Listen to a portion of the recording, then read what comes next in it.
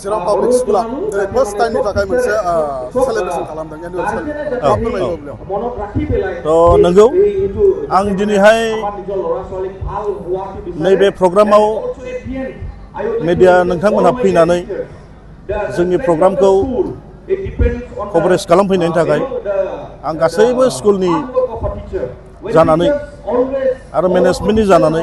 आं गिबियाव नोंथांमोन मीडिया पार्सन्सफोरखौ आं बरायनानै लाग्रोबाय आरो गोजोननाय जासिग्रोबाय दा नंगौ जोङो नैबे स्कुलखौ 2019आव जों आरम्भ खालामनाय जादोंमोन जेब्लाहाय जोङो नुबाय जे 2003 सनाव जोंहा बीटीसी एग्रीमेन्ट जाबाय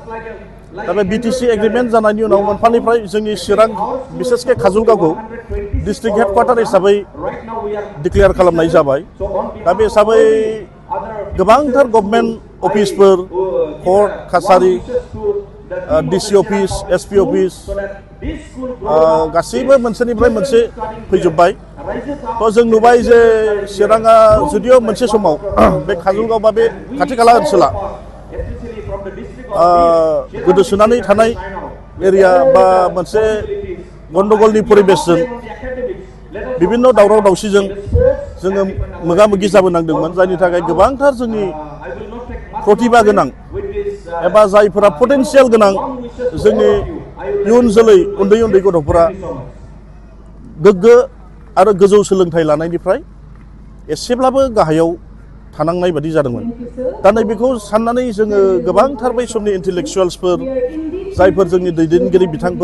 बिथांमोन बिसोरखौ जोङो सावरायदोंमोन जिहेतु आंबो सासे एडुकेसन बेकग्राउन्डनिफ्रायनो फैखानाय मानसि आंबो मोनसे कलेजावनो फोरोङोमोन मोनसे समाव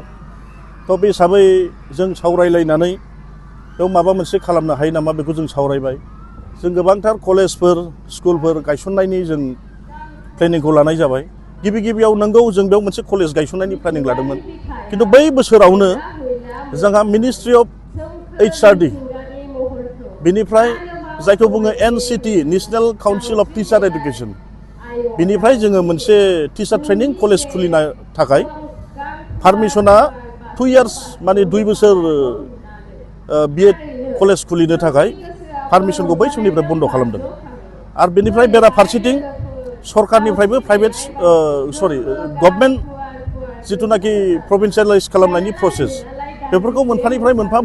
मोनफा बन्द खालामबोबाय थादों गतिके जों सानबाय जे जों सानबाय बेहाय जोङो मोनसे फुल फ्लेजेड इन्टिग्रेटेड CBSE स्कुल खालामनानै बिनिफ्राय जोङो KG to PG क्लास 1 निफ्राय MA लेभेलसिम डिग्री होनो हानाय अनुष्ठान बोरैहाय मोनसे खालामनो हायो तो बिनि सिन्था धारा जोङो नैबे चिरां पाब्लिक स्कुल काजलगावनि जन्म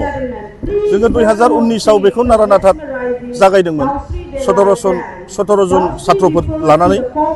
बिनिफ्राय फैयै जोंनाव दा फ्राय 250नि एसे गोजौआव छात्रफोर दंफैसै जोंनि स्कुलखौ खुलिनायनि उद्देश्यआनो जाहैबाय बेहाय नट एट अल प्रफिट मटिभ बेयाव प्रफिट मटिभ जेबो गैया बेखौ मोनसे चिरां एडुकेशनेल ससाइटि मुंनि मोनसे ससाइटिया बे स्कुलखौ सामलायगासिनो दङ जेरावहाय जोङो जोंनि ओनसोलनि प्रतिभा गोनां उन्दै गथ' गथायफोरखौ लाबोनानै माबोरैहाय मोनसे क्वालिटि एडुकेशन मोनसे आबुं सोलोंथाइ आरो गोजौ मानदान्दानि सोलोंथाइखौ जों बोरैहाय होनानै बिसोरनि जिथुनाखि सिङाव आन्दोआव थाखुमानाय बिसोरनि जिथुनाखि पटेनशियेलफोर बेखौ जोङो मोखाङाव लाबोनानै माने बिसोरखौ गोजौ फारसे दैदेनलांनो हायो दा बे हिसाबै जोङो मोनसे खम बेसेनाव गुन गोनां सोलोंथाइ बेखौ जों बोरैहाय होनो हायो मानोना नोंथांमोनहाबो मिथिगौ जे बे ओनसोलाव गोबांथार ओनसोलानो जोंना सोरबा दिन हाजिरा मावग्रा लेबार मावग्रा बा आनएमप्लयड बा कृषकफोर बेफोर एरियानो बांसिन दङ गतिके जाहाथे बिसोरनि गथ' गथायफ्राबो गोजौ फिसनि थाखाय जिथुनाखि सिगाङाव सोलोंथाइखौ लानो हायामोन बे समस्याजों जाहाथे मोगा मोगि जानाङा जों बेखायनो बयखौबो इनभाइट खालामदों नोंथांमोनहा फै बे स्कुला नोंसिनिनो रायजोनिनो स्कुल खम बेसेनावनो गुन गोनां सोलोंथाइ बेखौ जों होनो थाखाय जेब्लायबो नाजालांबाय थागोन आरो बे उद्देশ্যखौ लानानै जों आगबारिलांबाय थागोन। दिनैसिमाव माबायदि एनरलमेन्ट मोननो हादों नोंथांमोना ओनसोलाव? दिनैसिमाव जोंना एक्जाक्टलि 250+ 250नि एसे गोजौआव साथ्रफोर दङ। दा बेबायदिनो जोङो गोबांथार